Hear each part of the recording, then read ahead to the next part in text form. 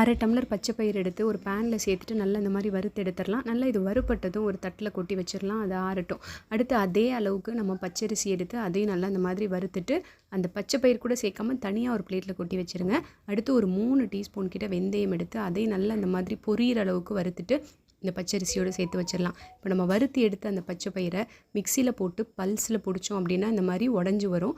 அதை முரத்தில் எடுத்து நல்லா புடச்சிட்டோன்னா அந்த தோலெல்லாம் போயிட்டு நமக்கு வெறும் பச்சை பயிறு இருக்கும். இப்போ அந்த பச்சை பயிறு வறுத்து எடுத்த அரிசி வெந்தயம் இது எல்லாத்தையும் மிக்சியில் போட்டு பல்ஸில் போட்டு லைட்டாக அந்த மாதிரி கொரப்பாக குருணையாக அரைச்சி எடுத்துட்டு ஒரு பேன் அடுப்பில் வச்சுட்டு அதில் 3 கிளாஸ் தண்ணி சேர்த்துட்டு இப்போ நம்ம ரெடி பண்ண அந்த பவுடரை வந்துட்டு ஒரு தண்ணியில் கரைச்சிட்டு அதுக்கப்புறம் இந்த தண்ணி கொதிக்க ஆரம்பித்ததும் அதில் சேர்த்து கலந்து விட்டுட்டு கொஞ்சம் ஏலக்காய் தூள், கொஞ்சம் வெல்லம், துருவின தேங்காய், கொஞ்சமாக உப்பு இதெல்லாம் சேர்த்து நல்லா கொதிக்க வச்சுட்டு ஒரு 5லேருந்து 7 நிமிஷம் கொதிக்க வச்சா போதும். கொதிக்க வச்சு ஸ்டவ் ஆஃப் பண்ணோம்னா நல்ல ஹெல்த்தியான பச்சை பயிறு வெந்தய கஞ்சி அழகாக ரெடி ஆகிடும். ட்ரை பண்ணி பாருங்கள்.